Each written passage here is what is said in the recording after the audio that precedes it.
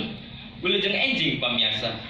Alhamdulillah, dina danget ayeuna urang tiasa patepang deui patepung laung dina pidangan kalawarta mukakeun cakrawala ki Sunda keur balarea.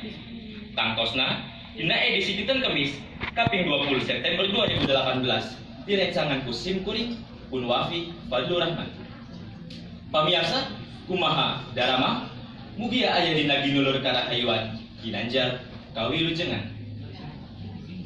Pamiarsa, Bandung teh ieu pisan ku kulinerna. Sajabi ti ieu teh deui pada migandrung ku balarea.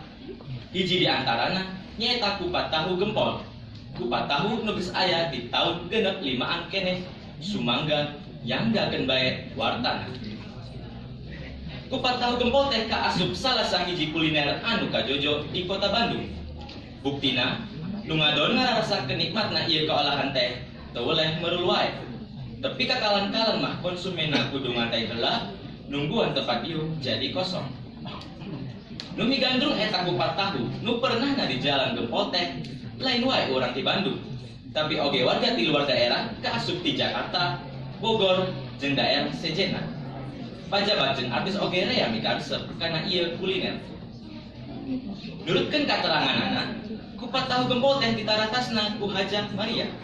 Ditaratasna lain anyar-anyar, tapi di tahun 1865 keneh mangsa daerah Bandung harengheng keneh. Sanajan usahana kungsi ngalaman herendahan alatan ku kaayaan negara, ieu kuliner tetep mekar.